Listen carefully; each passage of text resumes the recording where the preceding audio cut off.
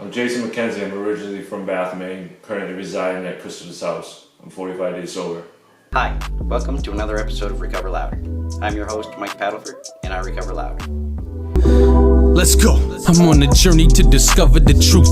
Living life in recovery is lovely. You got the power in you. Surround yourself with positive energy. Judges hitting people with provocative penalties. Need to make a change. Advocate to change the laws. Prove to people that it's not insane. When you stand behind a cause, I'm here to speak about the pain. Recover loud to normalize the disease that's been killing all my friends and my family. The time is now to let it all go and recover loud. The benefit is healthy people, family and friends that never have to overdose ever again, never have to plead out to a lesser offense. I'm proud to say that I recover loud. I never thought I could, but I'm so proud that I discovered how to live my life again, controlling my own destiny. I needed recovery, I still need it desperately. Addiction never defined my identity. I recover loud, here to tell my own story. I recover proud, save a life of like 40. I recover loud, yeah, I recover loud. I recover loud, yeah, I recover loud. I recover loud, here to tell my own story. I recover proud, save a life of like 40. I recover loud, yeah, I recover loud. I recover loud, yeah, I recover loud. Hi Jay, welcome to the show. I appreciate you taking the time to share your story with us. You mentioned you're staying at Christopher's home, and if anybody has been following me on Facebook, I'm the live-in manager here, and you're one of the guys I get to support. You mentioned you're 45 days sober? Yes, 45. So how often has that happened for you in the past? I don't even think I can count one time. Yeah. You have had periods of sobriety, and how far did you make it before? I think my max sobriety time is 27 days. When you were out using, what kinds of things were you doing? What was your drug of choice? Originally, I started off with alcohol. That was for a long period of my life, and then I found crack cocaine. Yeah. How long would you say you were using crack? I started last November. I ended up going to jail for a small stint, and then I got back out, and I made it through the summer, and then I would say around October of last year. Yeah. So that was the most recent drug that you were using. Correct.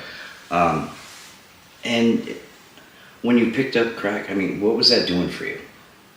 For me, for the crack, I switched over from alcohol because alcohol controlled my life, and it made me do things that was out of my control because I'm a blackout drinker. Yeah. So when I found crack cocaine, it covered up the same things I wasn't trying to deal with or feel without the consequences, because I can kind of control my actions. And with crack, you weren't blacking out. Absolutely no. Yeah. So did you feel like you were doing things that you couldn't control still, even with the crack? Yeah, absolutely.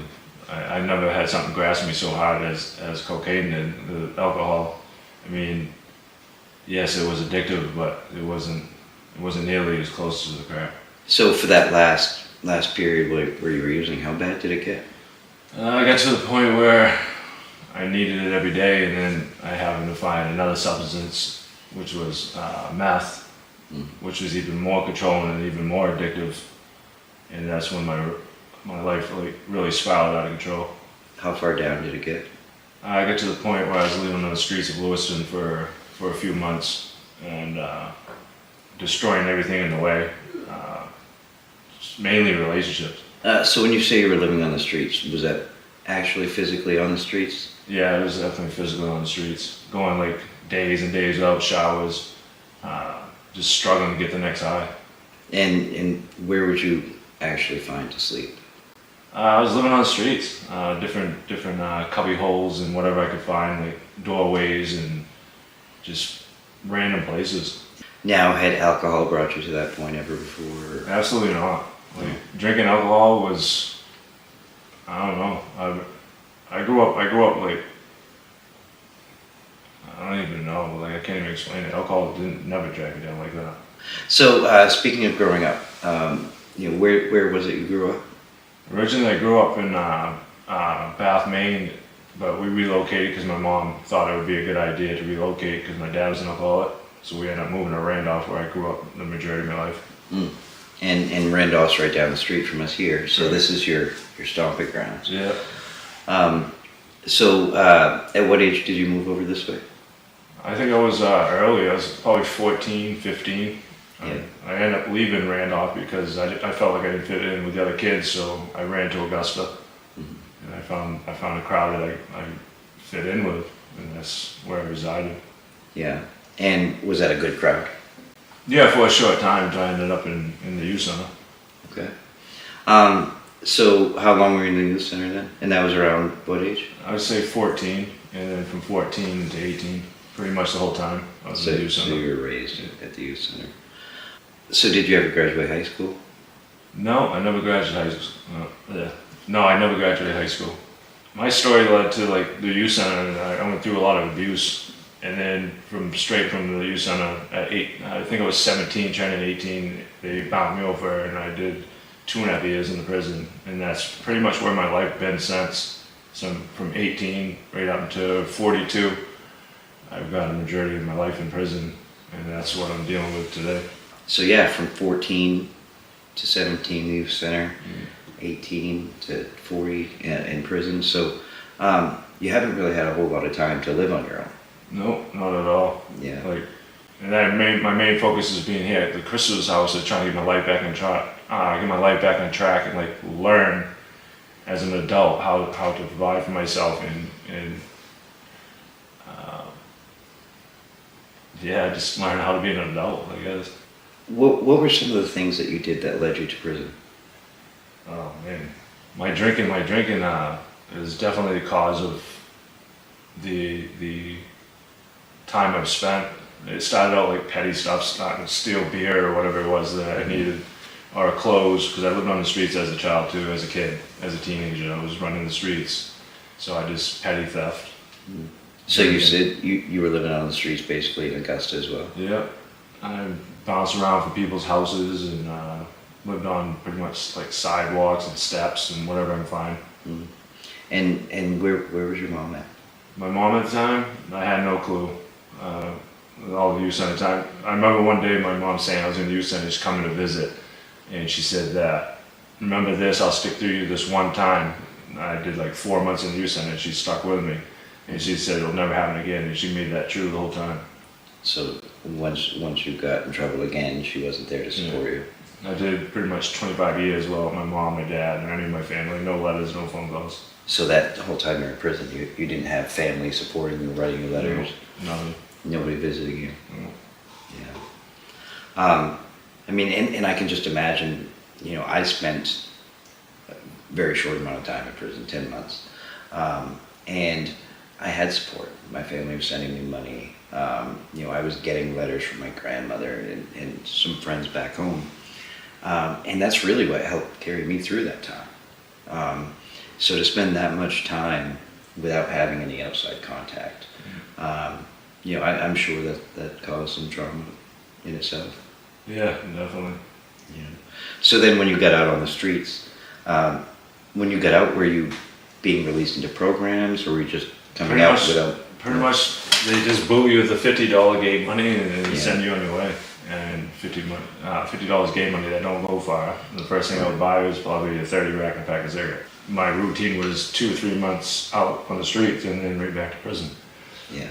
So when you were released, did you have a plan? Did you have somewhere to go each time you got out? Were you headed somewhere? No, I think that's one of the reasons why I beat myself up, because all the dead time I did when I could have furthered myself, whether it was education or just preparing myself to get out. I just pretty much sat around, watched TV, and let let the time go by.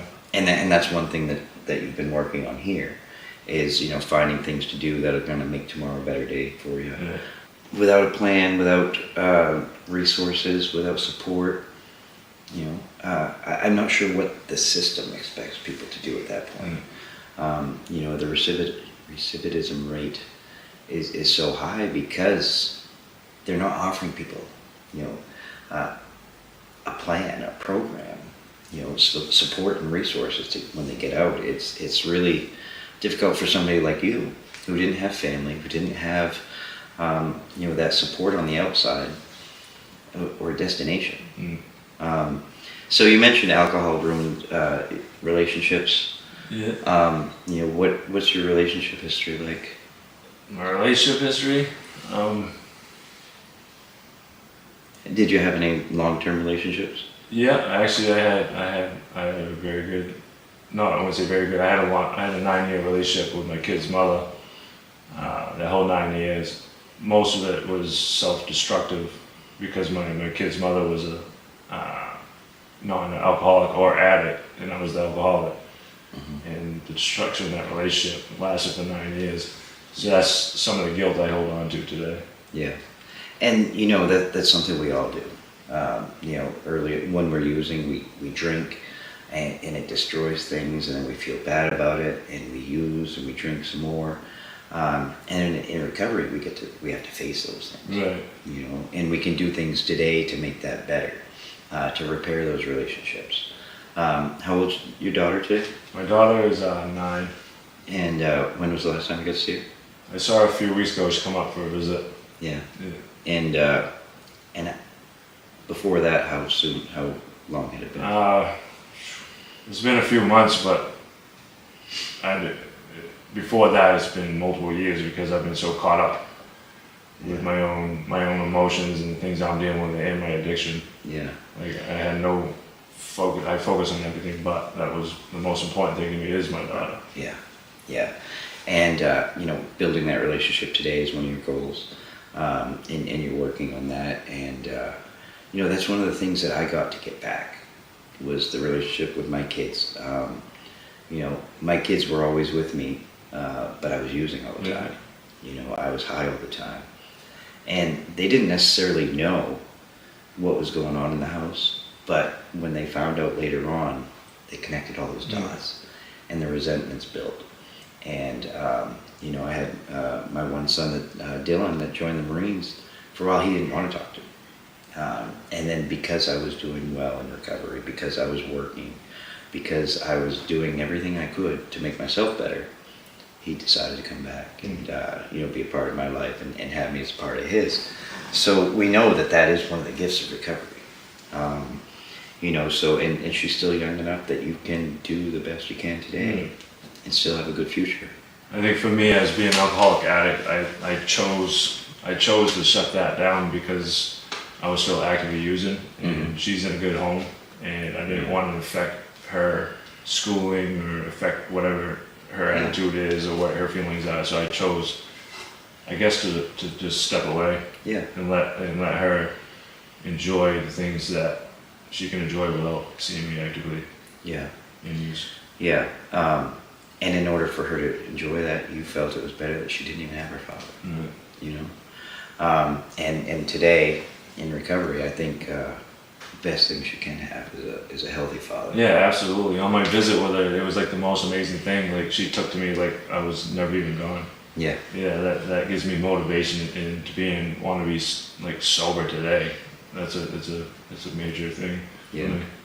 So we talked earlier. You said you had periods of sobriety, never more than 28 days. What did you do then to try to get sober? For them 28 days. Yeah.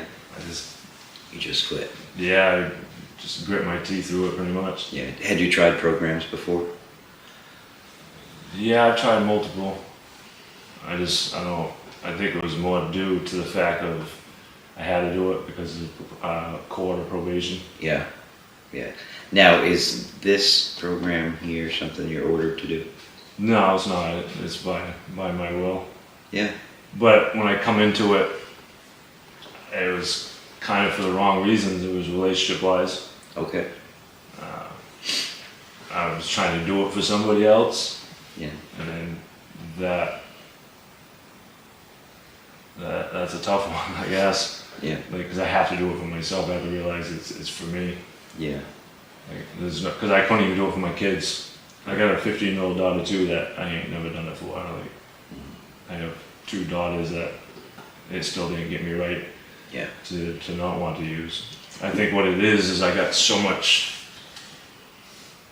shit in the past that I still haven't. I've forgiven shit that's happened to me or other people that caused harm to me, but I haven't totally forgiven my own self for the things I put people through. That's Yeah. my biggest barrier today. Yeah. Just We're taught all these things, you know. Addiction is a disease. We don't control it. We have no control over it. We've done things in the past that we don't like, you know, we beat ourselves up over it. But realizing that this is a disease that controlled us, you know. I'm always talking about choices. When we're using, the choices, yes, are there. I can use or not. But the choice is always going to be that I'm going to use. Everything else comes after that.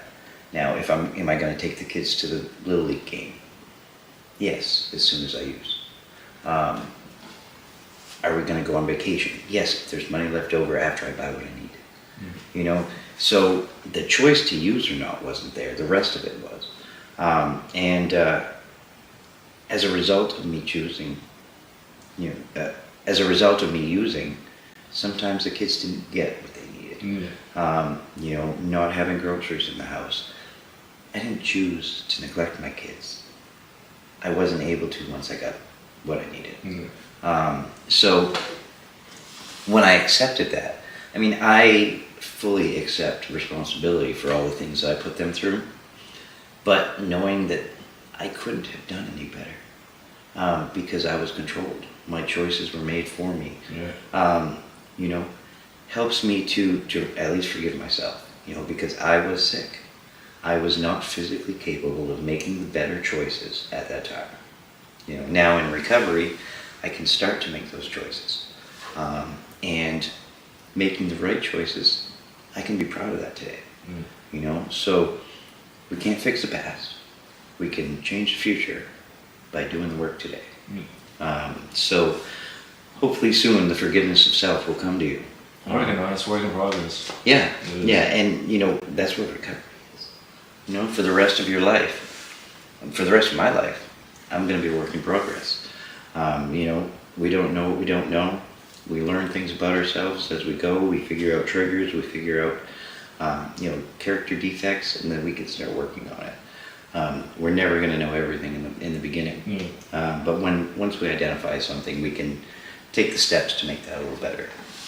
I don't know, since I've been here, I've noticed like change in the people in my relationships. Something that I didn't ever think was going to come to me. Like my mom's there for me now. My kid's mother's there. They forgive me for pretty much everything I put them through. You know, they tell me they're proud of me and stuff like that. And then I'm in another relationship that I'm trying to fix now, but the destruction that's there, I can't fix that, and I can't force that other person to whatever they're going through and feeling and whatever. I can't. I feel like I have to change it, but I can't. It's on them. Yeah, exactly, and that's another thing. We just worked the first step together last week. We were on the second step, and one of the things that you know the first step is all about. You know, we started talking about the serenity prayer. Grant me the serenity to accept the things I cannot change, the courage to change the things I can, and the wisdom to know the difference. And really understanding what can we change? What can't we change? We can't change the past. We can't change other people. We can't change you know, things that we don't have any part in. You know, we can change our reactions and our actions. How do we react to people, and you know what we choose to do. So, you know, those are really the only two things we can control. And learning how to control that in certain situations. You know, sometimes I would react and I would run out to get high. You know, that is no longer a choice. You know, today I have that choice, and I choose not to. So I have to find another way to do that. Stick around after this commercial break as I finish this conversation with Jason.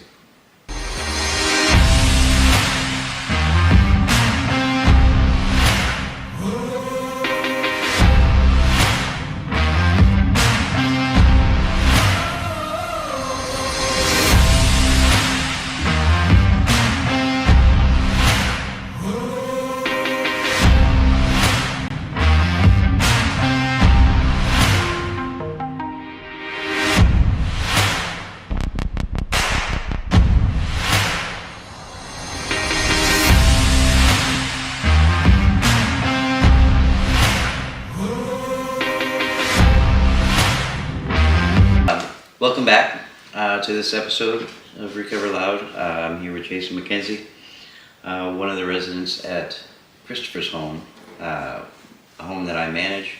And, I get the pleasure and the privilege to support you guys through your programs and, help guide you to the resources that you didn't have before. So what is it you're doing today to work on your recovery that may be different from what you've done in the past? Today I would say that I'm giving myself a chance. I'm currently doing IOP. I got signed up for my DEEP. Currently doing DEEP. Trying to be more open and honest about things that are going on in my life. So just trying to be sober one day at a time. yeah. So what is it? So you mentioned you're in IOP. It's an intensive outpatient program. What does that consist of? What are you doing there? So what I'm doing IOP is we go to IOP. I go Monday through Friday for 3 hours a day. Sometimes it's time consuming, but I just try to focus on what I can take from it. It's kind of like going to AA. You just take what you want from it and pretty much leave the rest.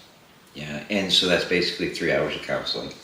That is run by a counselor, and it's a group counseling session.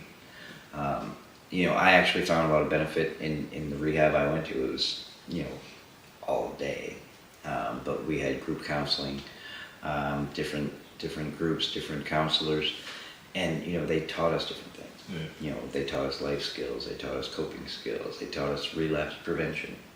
So in those group counseling sessions, I got to learn from other people, their perspectives.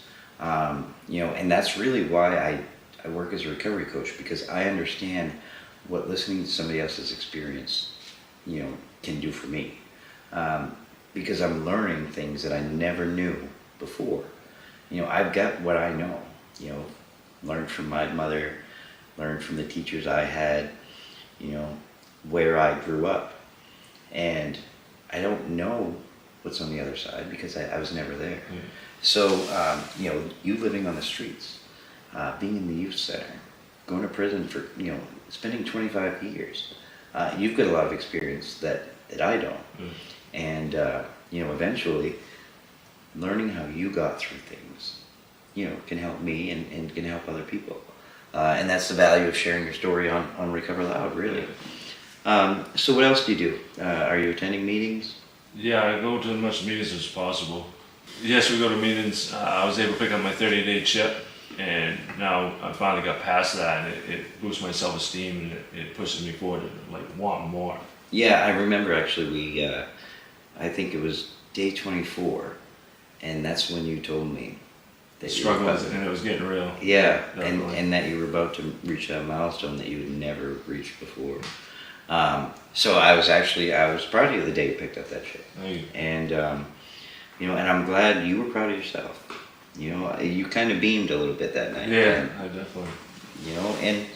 And we should be proud of these accomplishments because we never made those. We never reached those goals before. And one day at a time, you put 45 days together now. Yeah, it feels good.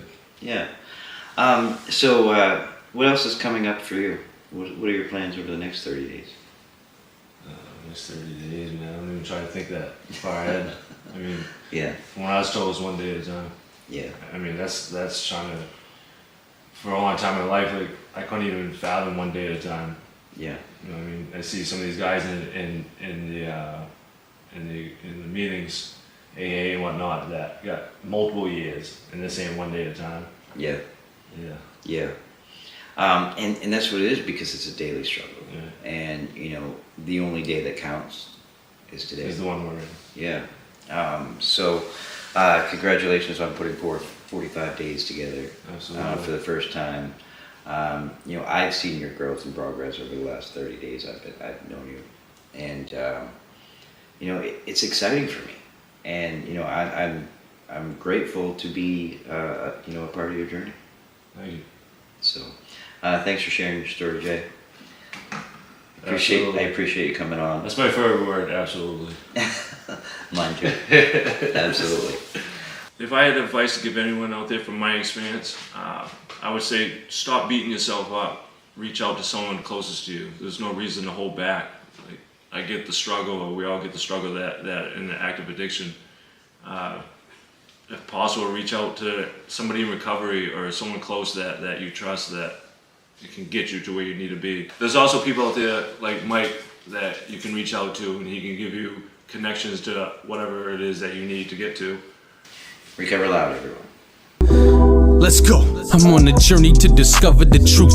Living life in recovery is lovely. You got the power in you. Surround yourself with positive energy. Judges hitting people with provocative penalties. Need to make a change. Advocate to change the laws. Prove to people that it's not insane. When you stand behind a cause, I'm here to speak about the pain. Recover loud to normalize the disease that's been killing all my friends and my family. The time is now to let it all go and recover loud. The benefit is healthy people, family and friends that never have to overdose ever again, never have to plead out to a lesser offense. I'm proud to say that I recover loud. I never thought I could, but I'm so proud that I discovered how to live my life again, controlling my own destiny. I needed recovery, I still need it desperately. Addiction